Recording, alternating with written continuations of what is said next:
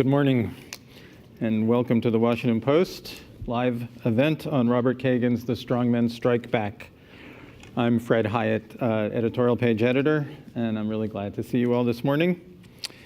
This is, I would say, a mostly auspicious occasion for several reasons.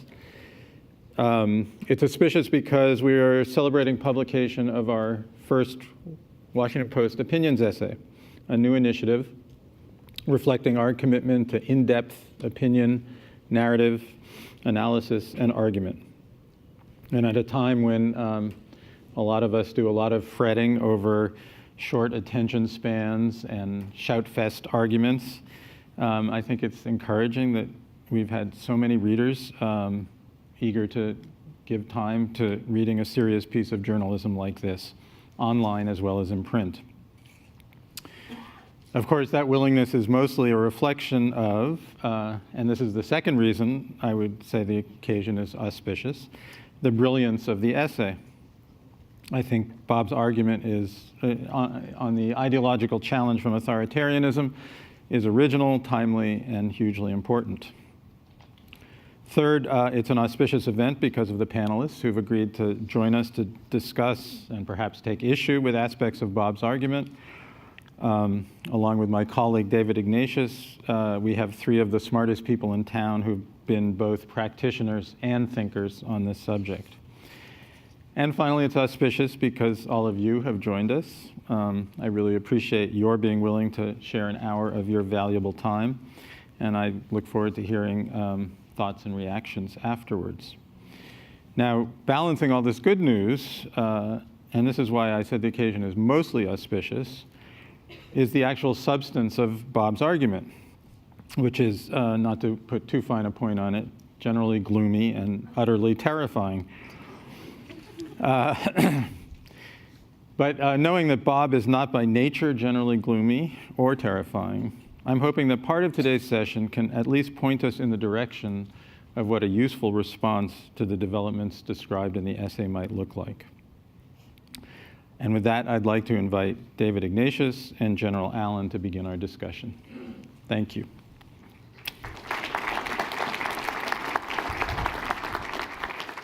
So thanks so much to Fred Hyatt for this innovation in our newspaper. If you're a writer and you get to write not 750 words, but to imagine 7,000 words, this is the innovation we like to see. It's my pleasure to begin our conversation about authoritarianism with General John Allen, a retired Marine four-star general who commanded our forces in Afghanistan, who subsequently was the special envoy to the coalition fighting ISIS, and who is now president of the Brookings Institution, one of the most distinguished think tanks in the world.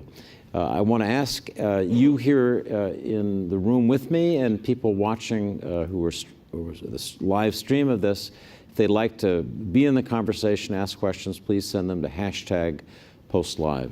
So, General Allen, I want to begin with the question that is at the center of Bob Kagan's essay about authoritarianism, and ask you, in what way do you see this movement as a threat to the United States and its interests? Why do you think it's on the rise? And what are the basics of what you think we should do about it? Well, David, first, it's great to be with you, to see you again. I think it's terrific for the Washington Post to be sponsoring this forum on this topic, but I think on many other topics that will be very important to the readership and to our public. I think as I grew up in the Cold War era, we had a sense that there was a certain inevitability to what might be considered the liberal democracy, the movement towards liberal democracy in the world. And much of the world in the aftermath of the Cold War would either be governed by democracies or would be trending in that direction. I think we felt that. The reality, of course, has become different.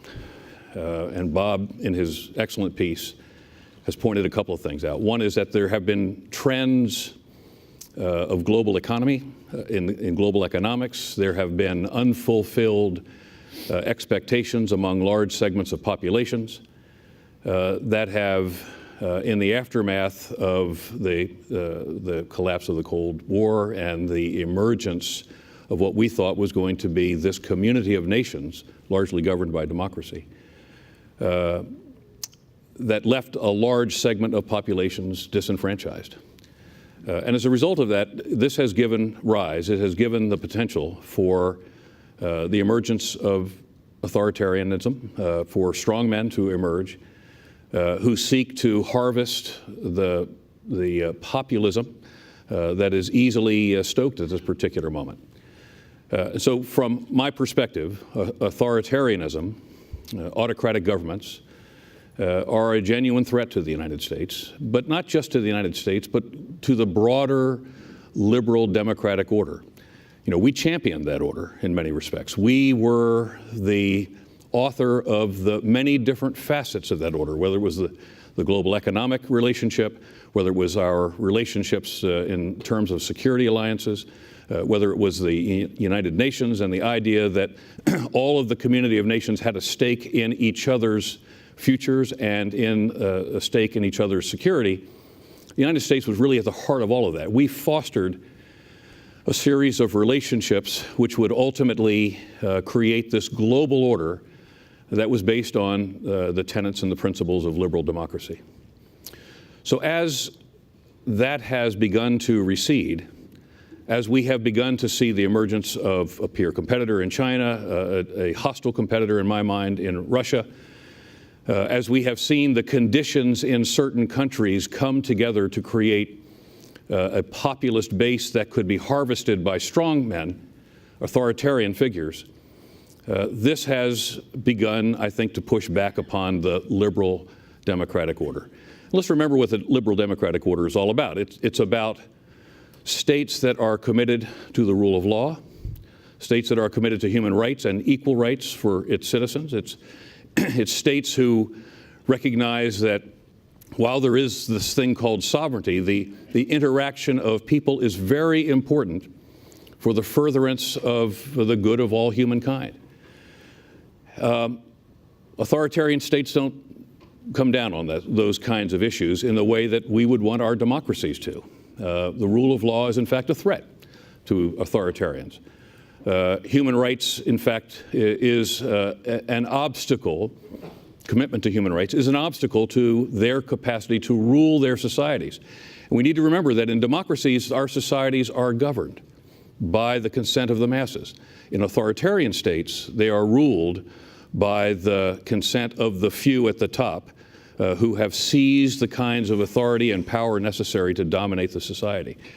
So wherever there is an advance of authoritarianism anywhere, there is a retreat of liberal democracy somewhere. And the United States needs to be absolutely committed, ultimately, to preserving as much of the world order that we fostered as we can with our allies, because they were partners with us in this process.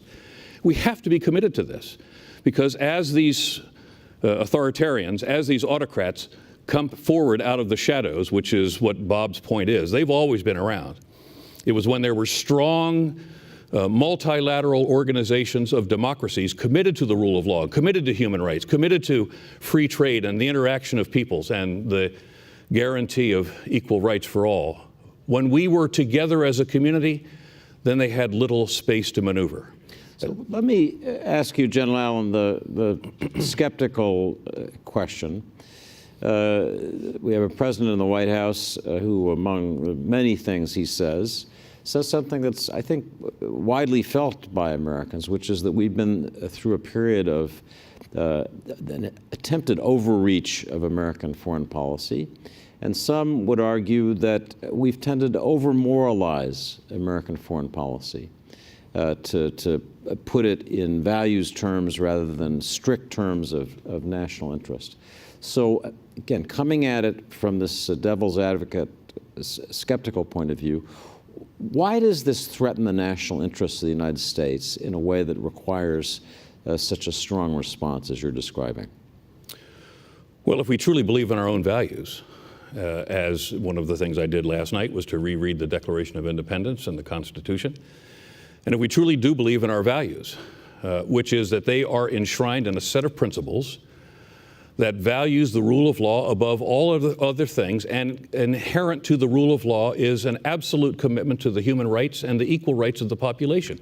If those are truly our values as a people and as a nation and as a community of nations with whom we are allied very closely, then it is something that threatens not just the community of nations, not just our allies, but it threatens the very social fabric of the United States and of America in particular.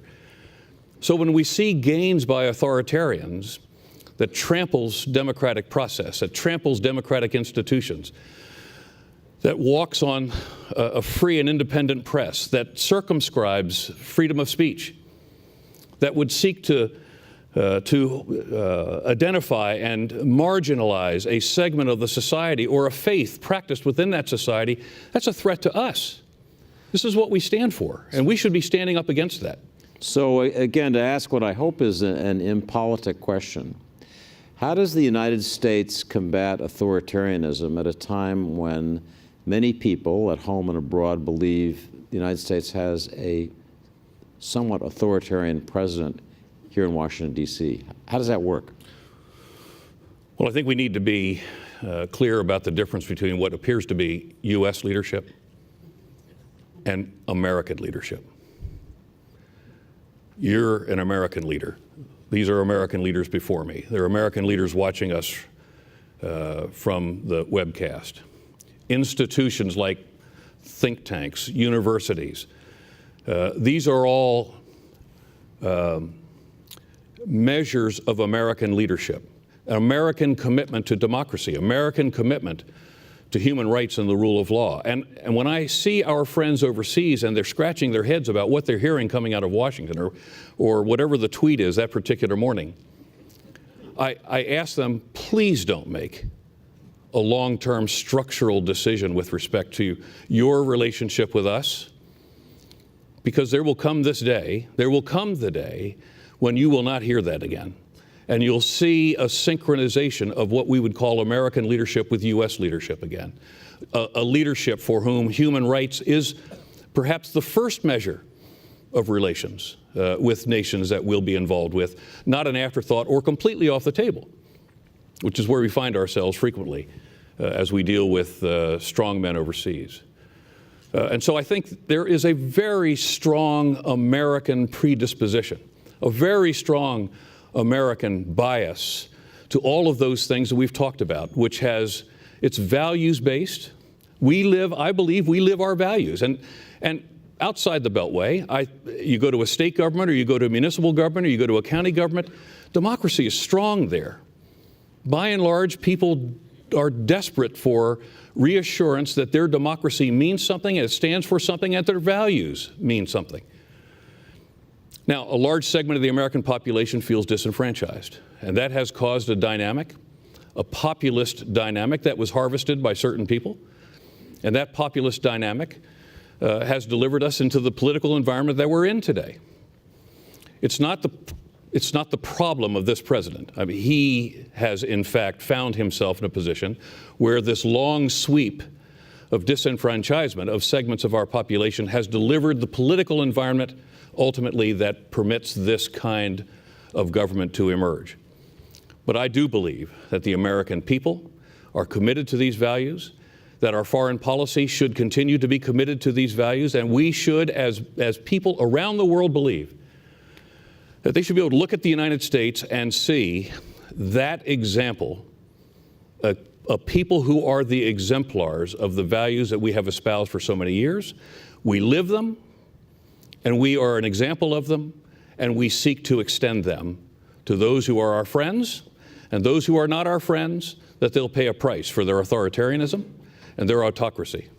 So just one more question on this somewhat political area. Do you think this period of nationalist populism in the United States, embodied by Donald Trump, with authoritarian characteristics, certainly in attacking the media, do you think this period will be short-lived? Well, it didn't start last Tuesday. and it's not going to end next Tuesday. So I think, again, this president is a symptom. He has harvested the outcome of something that is symptomatic of something deeper in our society. However, driving the wedge into the society which marginalizes segments of our society by race or by ethnicity or by gender or by faith, that has exacerbated the issue. And there will be a day after. This administration, there will be a day after. And for those who would seek to lead our people, seek to help to govern this democracy, need to be thinking about what are the conditions in this country which in part and in aggregation created an environment where this kind of government could emerge. And if you don't like it, then we need to decompose why and begin systematically, as I know many would like to begin to address those issues. You were our commander in Afghanistan. I can remember visiting you in Kabul. I think a lot of Americans ask themselves, as you must, how much longer do we do this? It's now 18 years that we've been involved in this war, and a lot of Americans think, what have we gotten out of this? We have active negotiations now with Zalmay Khalilzad, speaking directly to the Taliban, and it's infuriated the president of Afghanistan, sure. Ashraf Ghani, who you know well. I do. Who feels that we're abandoning him. Are we abandoning him? And do you think the kind of deal that Ambassador Khalilzad is pursuing keeps faith with the men and women who lost their lives there under your command and that command of your colleagues? David, not a day goes by that I don't think about those troops. Those who lost their lives, the thousands who were physically wounded, the thousands who have suffered thereafter from PTSD. Not a day goes by. So for me, keeping faith with their sacrifice is very important to me, and the sacrifices of their families, Gold Star families, Blue Star families. And I can't tell you how long we need to be in Afghanistan. But the advances that have been made in Afghanistan, which is often not depicted, it's often not pointed to, the advances that have been made in the social environment, life expectancy, child mortality, access to health care, improvements in education, the earliest moments of democracy, all of those things were utterly absent on the 10th of September in 2001.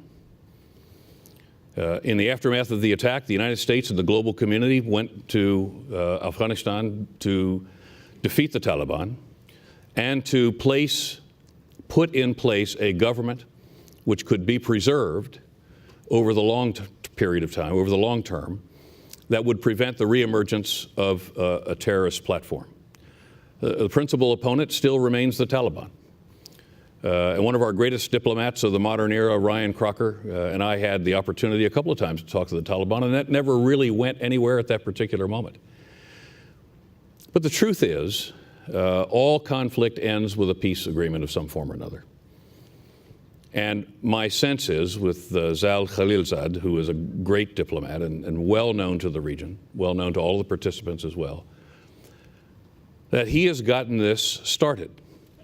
And I understand that President Ghani has been very unhappy about this, as was expressed by his national security advisor here in town last week. But that process started without the Afghan government necessarily at the table, will not be a process concluded without the Afghan government being a full and complete participant in that process. So I can understand why he's unhappy at this point. But I fully expect that this administration, and certainly as represented by the special envoy, Ambassador Khalilzad, I fully expect that at a particular moment, the Afghan government will become full and complete participants. Because in the end, while the conversation has begun about the Taliban committing Afghanistan not becoming a terrorist platform, and a conversation about the departure of foreign troops. In the end, there are some other really essential things that the Taliban have to agree to. And we have to be skeptical of the Taliban's willingness to commit to this. One of the most important is that the Taliban will not roll back the rights that Afghan women have achieved, enormous rights that they have achieved in this period of time of this conflict. There's been a great American emphasis. Our European allies have been in this. The EU has been in this as an entity, in doing everything that we could to try to bolster civil society. And where governments sometimes will flounder, governments will sometimes become quite wobbly, a strong civil society can in fact be the safety net for that.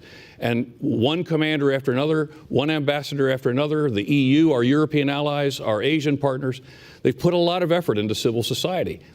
Civil society as an entity in a modern Afghanistan is a direct threat to the ideology of the Taliban. And we better be able to square that circle before we talk about a permanent outcome where the United States withdraws with our partners and leaves exposed the Afghans. So I understand you to be saying that we should not leave until we have some confidence that these human rights that Afghan citizens have gained, rights for women, rights for people, are preserved. Let me ask the audience, remind you, if you want to join the conversation with General Allen, we are #PostLive, and I will be looking at my little screen here to see your questions. Okay. General Allen, another of the things you did in your remarkable career was play a role as an advisor to the six-party talks on Korea, North Korean denuclearization specifically. Here we are, dealing with the same basket of issues. And I want to ask you, after the breakdown of the Hanoi summit, first, whether President Trump overreached in this very personal diplomacy. Second, what's next? What would you, as a sensible, experienced advisor, tell these folks they ought to be doing next? And then I'll just tack on one more question. If you were Prime Minister Abe in Japan looking at this situation, wouldn't you think Japan needs a nuclear deterrent of its own? Well, let me applaud the president for having the courage to speak directly to Kim Jong-un. Now, there will be those who say that he has legitimized this horrendous totalitarian regime. It is a horrendous totalitarian regime. But having been an observer to the six-party talks, where 6 countries came together with an earnest desire to try to find our way out of this wilderness, this nuclear wilderness, it did not pan out. This president was handed a very difficult security environment in Northeast Asia, and in particular, excuse me, as Kim Jong-un, I think ultimately has demonstrated that he has actually achieved a strategic nuclear deterrent. In other words, an ICBM that can reach the United States, the continental United States. He appears to have not just been able to miniaturize his nuclear devices into a warhead, he's been able to mate it, which is the physics associated with that are quite daunting. And our intelligence community has said that he has multiple warheads. So no other president prior to this one has been confronted with the reality that this regime could, in fact, if this is a suicidal regime, and it's never quite clear what their final outcome might be in a real pinch, this regime can reach the continental United States. So to an extent, I applaud the president in doing this. What I think has not been helpful has been this rhetoric. First of all, the rhetoric that really brought us, I think, to the brink of the potential for conflict in Northeast Asia. And then a rhetoric in the aftermath of the first summit, which produced a pretty hollow joint statement, none of which has come to pass, but rhetoric that in essence said, I have solved the nuclear deterrent. There is no North Korean nuclear threat any longer. And what that's done is, in fact, it depressurized those who were engaged in the maximum pressure strategy with regards to sanctions and North Korea, which had, I think, a substantial reason, was a substantial factor in their coming to the table. So we depressurized that, and the Chinese, to some extent, walked back. Then the rhetoric for the Hanoi summit, where we have fallen in love with Kim Jong-un, I think inflated expectations in many respects for an outcome which was quite disappointing. And, you know, again, if the president didn't get what he wanted, not permitting Kim Jong-un to dictate an outcome, I think was wise. But the question needs to be, what are we doing behind the scenes with our experts to set the conditions for a summit where we have, as leaders arrive, real expectations for outcomes? Showing up and having meetings with no real expectations for outcomes leaves you at a point where we can't even agree on what denuclearization means, and that's an issue. And what about my little insinuation about the Japanese? I think it's really fascinating to think about their dilemma. Yeah, well, why shouldn't Japan, facing this completely unpredictable, threatening, shooting rockets over Japan every time it feels like it, why shouldn't Japan move in that direction? Well, we've worked with both Korea and Japan to provide enhancements to their missile defense capabilities. We have worked very closely in terms of the networking for command and control for missile defense. And nothing has really changed, as I understand it, with this administration. Nothing has really changed with respect to the extension of the U.S. strategic deterrence for the region. In other words, the United States extended its nuclear umbrella over South Korea and over Japan. But at some point, it is a logical question to be asked, both in terms of decision-making in the Blue House in Seoul and decision-making in Tokyo, as to whether the U.S. nuclear umbrella is credible, whether it can be sustained, or whether it might be sacrificed in some form or another for some kind of an agreement that will almost certainly not denuclearize the peninsula. It's almost impossible to imagine that Kim Jong-un will give up all of his nuclear deterrence. So the Japanese may have to logically explore that. I would not encourage it, and I'm not sitting here and encouraging it, but they may have to think in those terms. And my guess would be that they have, and they are technologically sufficiently advanced that this is something they could do. We have about 30 seconds left. I'm going to ask you a pointed question that comes from one of our followers. That'll be a difference. On Twitter. And it's just straight and to the point. Sure. How can we address and stop the growing authoritarianism in the United States?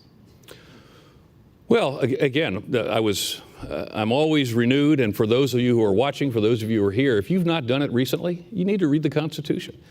You need to read the Declaration of Independence. And I think we're beginning to see, look, democracies don't happen fast. They don't move quickly. That's the difference between an authoritarian and an autocratic state or a totalitarian state. They can twist quickly, but they've got very little shock absorbency. Democracies have lots of shock absorbency, and there's no other democracy on the planet with more than we have, as it's enshrined in our Constitution. Article 1 is all about our legislature.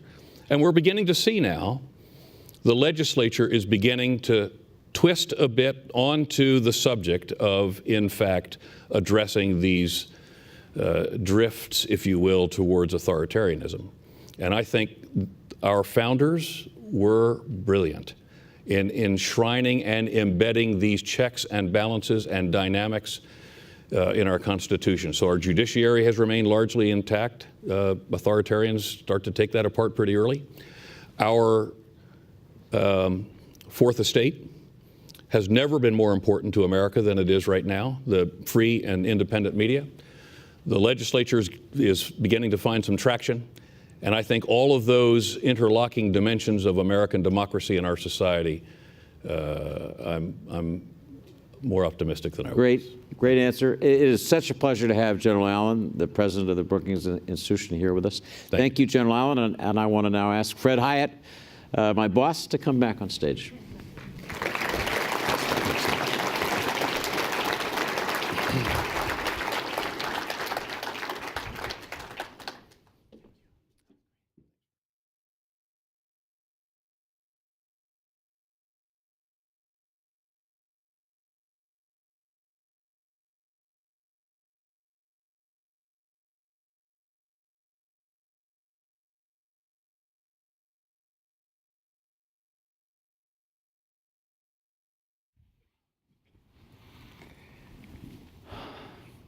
All right, I'm back.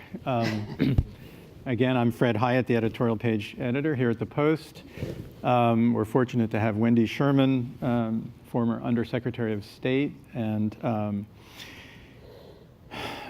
Malcolm is a former Naval Intelligence Officer, Malcolm Nance, and author and expert on the encroachments of authoritarianism into our society, and Brookings Institution Senior Fellow and Washington Post contributing columnist Robert Kagan. Thank you all for coming. Really appreciate it. Let me start with you, Wendy, because you were a senior diplomat during the last administration, traveling the world, and so I'm sure you heard frequently the Chinese argument that authoritarianism works better. And you know, they're building high-speed rail. We're giving up after spending a few $1 billion somewhere in Fresno. And how attractive is that in the world, and how true is it? Well, first of all, it's terrific to be here with you, Fred, and to be here with Malcolm and with Bob. First of all, I think Bob wrote a brilliant essay. And the reason that it's an important essay is that it helps us understand that what we are experiencing now is not brand new, and it's not specific to the United States. That this phenomena of liberal democracies clash with authoritarianism is happening all over the world. It's why we have Brexit, Theresa May just asking for a 3-month extension in hopes of getting something done. It's why we have a lot of dissension around the world. And although the Chinese, as you say that, yes, indeed, we can get better transportation, we can reduce poverty in our country, which they have done, as you well know. Nonetheless, it is authoritarianism for whom? It certainly isn't the consent of the governed, which is part of our Constitution and part of our Declaration. It's certainly not about human rights, because we know Uyghurs are tremendously not only disenfranchised, but undergo horrors in China. We know that it may not be a system that is sustainable over time, except without big control. But I think one of the big points in Bob's essay that's very important is China is now going to be the owner of so much data about its people, so much control through the internet, so much control through technology, that one of the great really challenges we all have is wrapping our arms around technology, because technology has been part of the disenfranchisement of people, of folks feeling like they don't get their fair share of the world. And we need to master that and make sure that technology is used as a democratic tool, not as a totalitarian tool. I think that's a huge point, and I want to come back to it. But I want to take a slightly different aspect on technology and ask you a question, Bob. I think a lot of people assumed, I certainly did, that authoritarians could take their country up to a certain point, to middle income.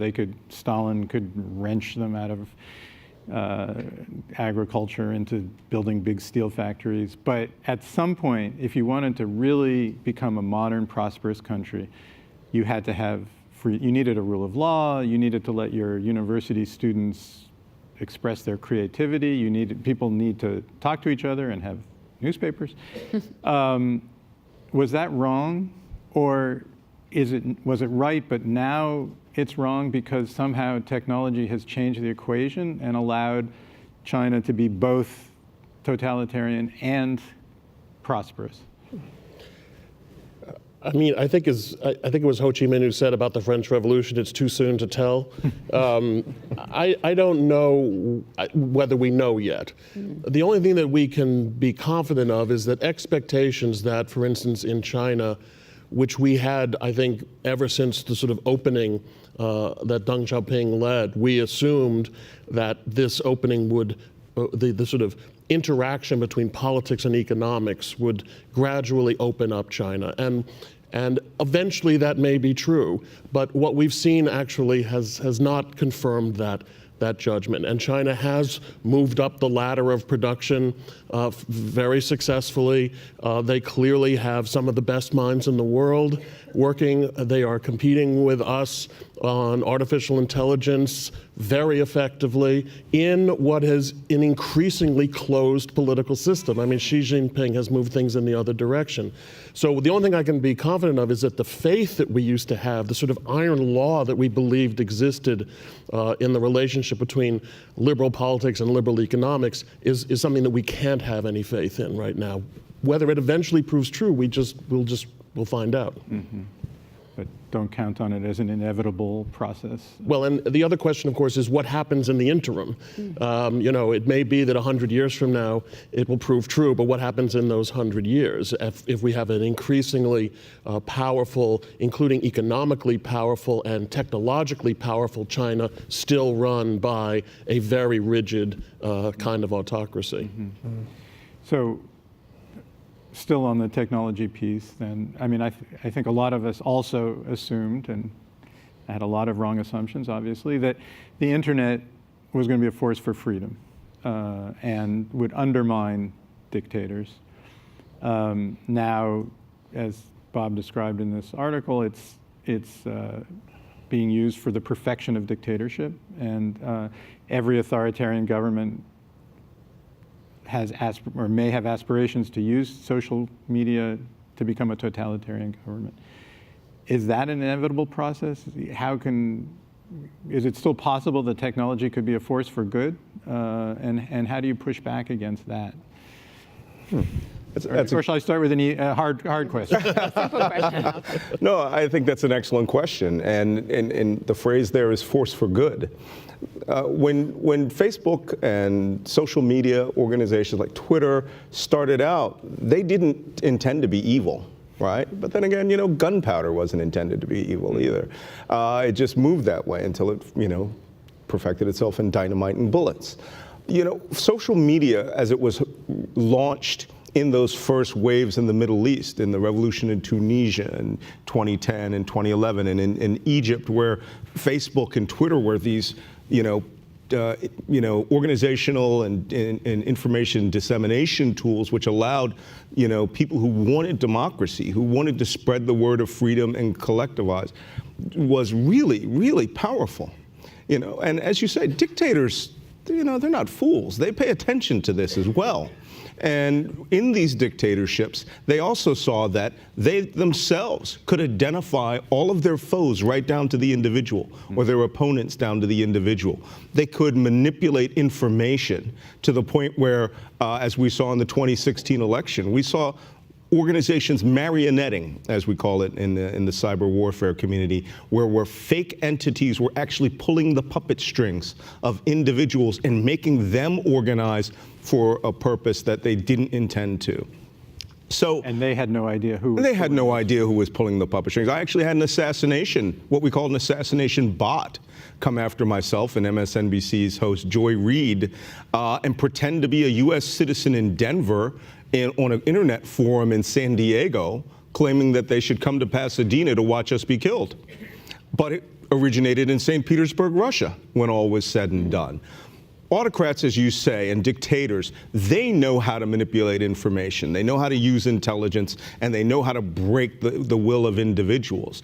And though we've taken this technology to express ourselves, the freedom of speech itself is now a weapon system in the cyber war. It is no different than a cruise missile to a certain extent. And it's the battle damage effects, as we would call it in real warfare, are that it smashes the psyche. In 2016, it wasn't the Democratic National Committee that was hacked. It was the mindset of the American public.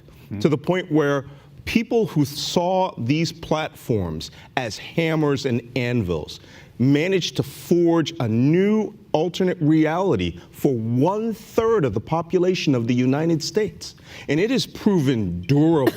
So how can we defend against that? Well, for the most part, I think, organizations like the Washington Post, transparency and awareness is easily the best anesthetic for this, and the best way to wipe up this mess. But then you have an adaptive enemy who's going to take that technology and move around. We've seen the Russians, for example, have moved away from bots in this election cycle to humans, to where they have tasked out teams who will take that internet and actually interact on a real time. Let me pick up on that and talk about the response to the cyber war. Our awareness of this started while you were still in office. Of course, I think the answer that the best defense is to subscribe to the Washington Post is very wise. But beyond that, what would we be doing now if we were responding as actively as we should? Maybe we are, and what defense is there? I think there's a whole cast of things that we ought to be doing. And let me say in full disclosure, I do some work for one of the technology companies that's trying to create cyber norms around the world. I think that the Obama administration, certainly the Trump administration, which seems to not be focused on this except by setting up a new command structure, but not really setting the rules of the road for cyber, those rules of the road are quite critical. I think we need to start with civic education in our classrooms. We just heard General Allen talk about the importance of the Constitution and the Declaration. There's a reason why Hamilton, the musical, was so popular, because it made real for people the possibility and the optimism and the trajectory of who we are and what we are about. People are hungry for that. So I believe in civic education, cyber education, good cyber hygiene, knowing what we do to protect ourselves, what we expect of our governments in terms of creating cyber norms and living by them. Working in alliances. I know that's a strange concept these days, to actually work with our friends and partners around the world to tackle these issues, but it does help us get to the right place. I now, as I said to you, Fred, teach at Harvard. I'm director of the Center for Public Leadership, and we're trying to get young people to understand what it means to be an effective, principled public leader. And cyber and technology and the right use of technology is certainly part of that. One last point, Chris Robichaux, who teaches about ethics at Harvard Kennedy School, wrote a piece some time ago about how liberal democracy needs a salesman. And if you go back to the Declaration, which the general was talking about, it says, we hold these truths to be self-evident. And we need to remember that we believe these truths are self-evident, and we need to claim them and fight for them and make sure that we fight on behalf of all of the people in our country, not just the 1%. On the response, I think part of the message of your essay, as I read it, is these liberal values haven't always been self-evident to everybody, and it kind of waxes and wanes, and there have been other periods when people lost confidence in them. And you don't offer much of a, well, how are we going to get out of that, or how could it turn around? I mean, I guess last time was World War II, but after a couple decades of lack of confidence. How would a more confident country, or confident in its liberal values, be responding now? And do you see any possibility of, how do you regain that momentum? Well, I wrote 10,000 words. I could have written another 10,000 words on maybe trying to come up with some answers. But we'll take a vote on that at the end yeah, of the sure. panel. But I think and I don't think there is one answer. I think, restoring some understanding, which I think the younger generation does understand, that they are been bombarded with fake news. And I think that, I think more young people are looking to the Washington Post and other sort of responsible and careful media and understanding the difference between that and what they're getting. But I actually think we need to have another real national discussion about liberalism, the liberal values. I don't mean liberalism, left and right liberalism. I mean the liberal values that are in the Declaration of Independence. Because, I think on the one hand we say, well, that's just right and we don't have to think about it, or I don't like it. I prefer socialism, or whatever people prefer. But I think we need to have an honest conversation about liberalism, precisely because it isn't, in a way, self-evident, and it hasn't been historically self-evident. And liberalism is about trade-offs.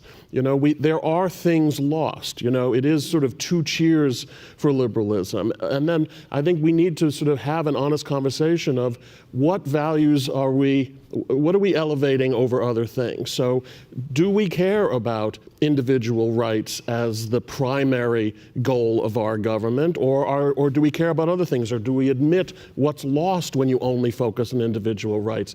I think we have to have that honest conversation again. We've taken a lot for granted. The Cold War was it wasn't a simple thing. There were a lot of arguments, but communism, democracy, that seemed nice and simple. This is more complicated. There are weaknesses about liberalism. Authoritarians are exploiting those weaknesses, and liberalism itself is questioning, whether it is a viable. And so we need to have that discussion. I know I'm going to get hammered for this because I spent my entire career as an intelligence warfighter, right? That's in the armed forces and working in the shadows. We are at a point where I'm afraid to say, and I'm going to sound much like Robert Kagan when I'm done here, that it's time for a second Cold War. I'm afraid to say that democracy must be defended right now.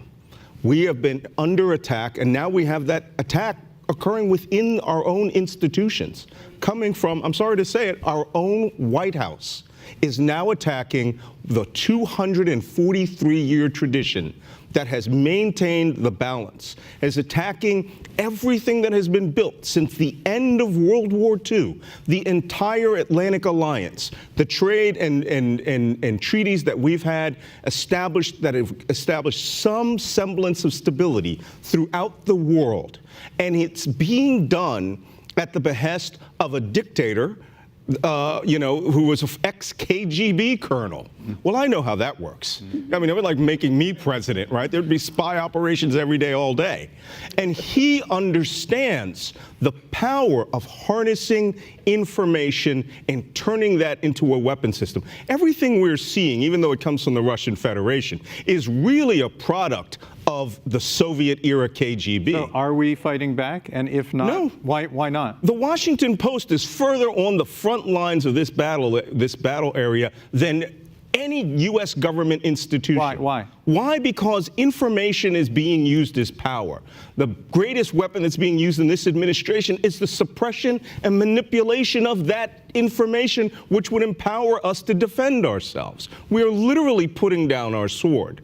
The next president, whoever it is, and I challenge the Democratic nominees who are coming for president, they're going to have to enunciate their position on the defense of the Constitution as it exists, as it has always existed. Not just going back to the norms. Anyone can go back to the norms. But are we going to confront the threat that's before our eyes? People say, oh, you want to have a nuclear war. No, I want a war where the foundations of democracy and what happened in the 2016 election is punished and shown that the United States and its allies will never allow this to happen again. Let me turn to you, Wendy, picking up from that.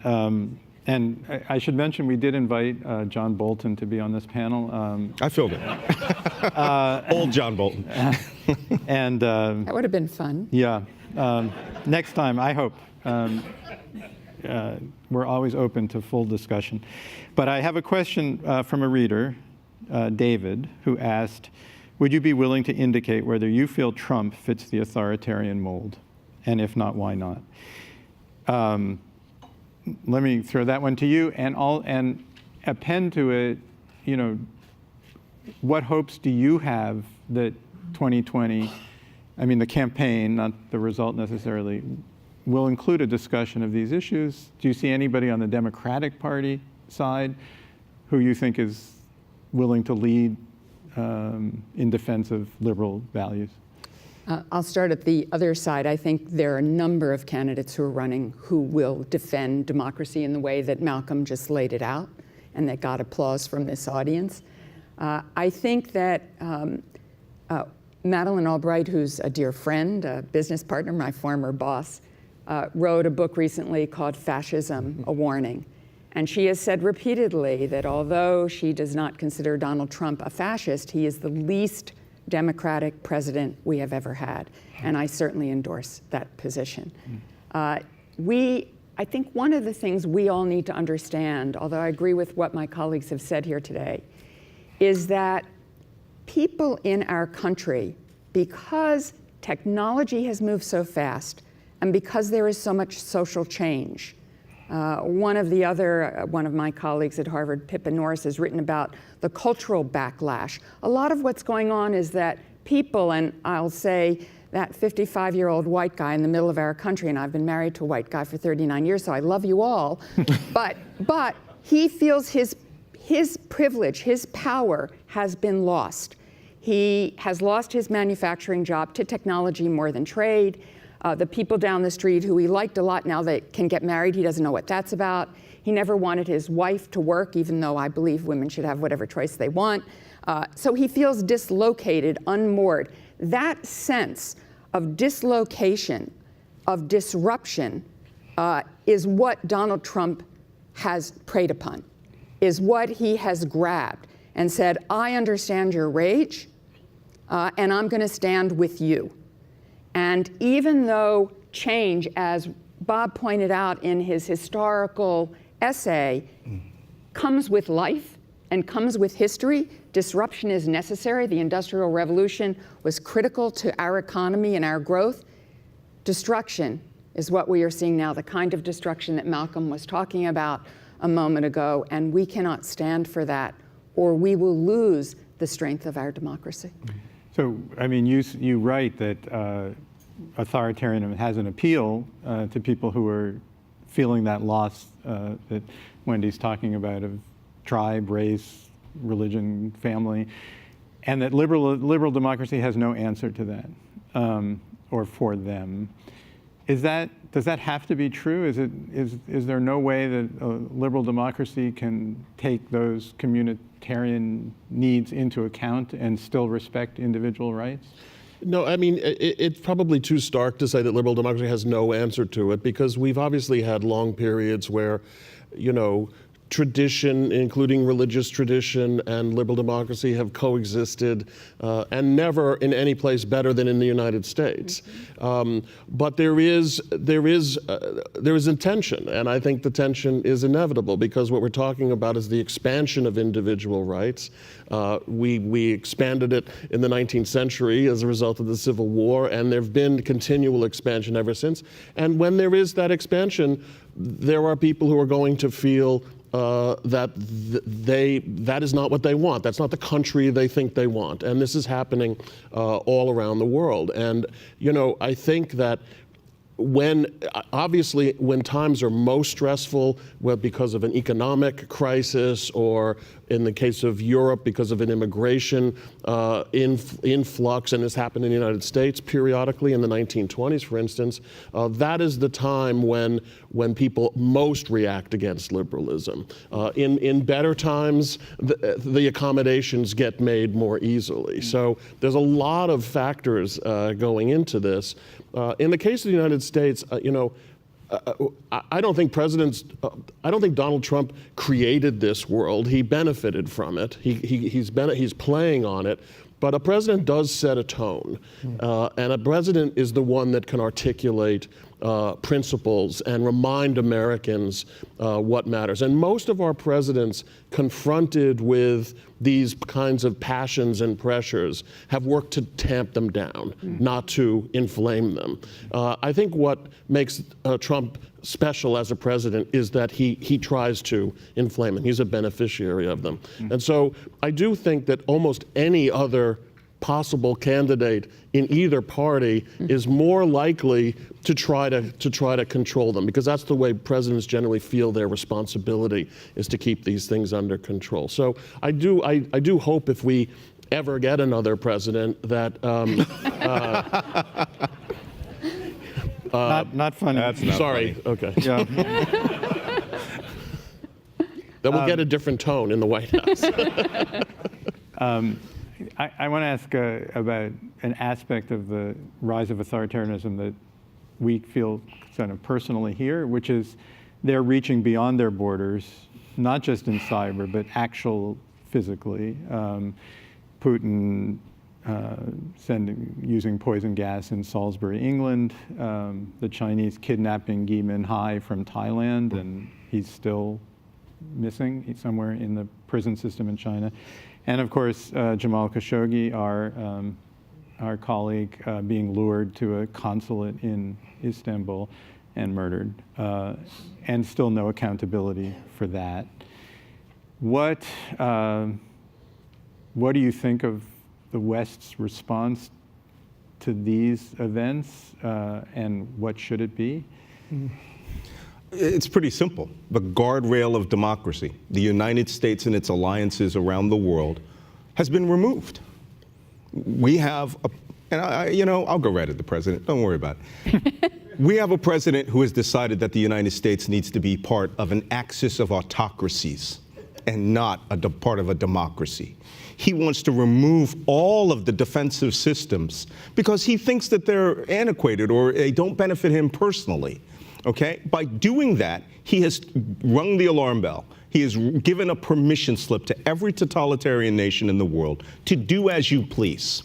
All right? The abduction, murder, of Jamal Khashoggi is insane. It would never have occurred under any other president because they know, the Saudis know, and I've lived in that part of the world my entire life. I've been to their diwans. I hang out with these guys, drink with them, and they know that there are two parts. Yeah. Yeah, after prayers. Okay. So they do know that a president of the United States would put his foot down and bring the entire burden of American power on top of them, would offer sanctions, would do anything to ensure that that human right violation would, A, never happen, B, not happen a second time if it does happen, and C, ensure that there was some sanction related to that, taking away some of their toys. This president has shown that he is open for sale, and that you can, A, do what you want because we are not going to stop you. The attack in England, the chemical weapons terrorist attack, which was carried out by what we call a Class 1 terrorist group, a state intelligence agency designed to kill 2 individuals, but sickened over 2 dozen. Was literally a terrorist attack carried out in the middle of one of our allies. We're finding they're using state-level poisons, radioactive isotopes, to kill their allies in our nations. This is why I'm saying it might be beneficial, or it may have to happen, that we have a second Cold War, where the intelligence community will now start confronting these activities on an international scale, the way it was in the 1960s, to put them back on notice that the United States will not be pushed, and we will not allow these activities to occur again. To wage a Cold War like that, presumably you would need a lot of popular support. You worked for a president who, well, I won't go into comparisons, but he talked about it's time for nation building at home. And so, there was a sense of, okay, we won the Cold War, we're tired, why are we still building fire stations in Afghanistan when I need a fire station here? Can you rebuild a popular consensus that, yes, we need to be leaders, yes, we need to be giving foreign aid? Where does that come from? I think you can, because I think that one of the things that people did understand out of the 2008 recession is that we're connected to the world, that we don't live on an island, even though we are buffeted by two big oceans, and certainly 9/11 proved that our oceans do not keep us secure. We are connected to the world, and I think that whoever becomes president next, and I'm hopeful there will be a new president in 2020, because I think there's a lot of talent out there, that president not only elevates the values that we've been talking about here this morning, but helps people understand that our government is going to support those people who feel left out and left behind, that we are going to create a safety net for those folks, that all boats can rise. There are ways to move life forward where, yes, there will be trade-offs, no doubt. Bob is right about that. But we can manage those trade-offs. We can soften the impact, the negative impacts of those trade-offs, and that we are going to be out in the world as we lead. When I was undersecretary, I traveled to, I don't know, maybe 60 different countries. While in the 4 years I was undersecretary, I've traveled constantly since. Everywhere I have gone, people have said, we need the United States to lead. We will do our part, but we need you to lead. And it's because no one, even today, has the economic power that we do, the military power we do, and most fundamentally, the commitment to freedom and to democracy that we do. And even when people don't like what we do, they hope for us anyway. And we need to return to that. It's very well stated, and we are basically out of time. Let me do a 20-second lightning round. We have one more reader question, which I wanted to ask from Bob. Different Bob, I assume. What can we do on a daily basis in the lives we lead and the choices we make to strengthen liberalism and oppose the slide to authoritarianism? Well, that's a terrific question, and I'm glad that question is raised, because I do think that, you know, there has been a long tendency in the United States to say, for instance, our institutions will protect us. You know, the checks and balances, Congress, et cetera. Or when we get a new president, everything will be fine. The president will fix it. And I think that we need to remember that institutions don't work unless people are demanding that they work. There's nothing automatic in our system that saves us from democracy collapsing. It requires our efforts, everybody's efforts, and I would say now more than ever, we need, every individual in this country needs to be an activist and needs to be a demander of their politicians, outspoken in what is now a wide open media environment. There's a lot of ways for people to express themselves without using nasty words, and also in terms of talking to their children and in demanding a good educational system. I really think that it's always been true, but it's more true than ever that individuals now really matter if we're going to sort of save what it is that we've created. Well, thank you.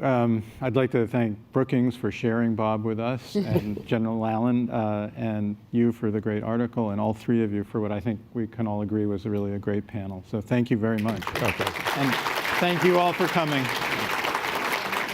Thank you.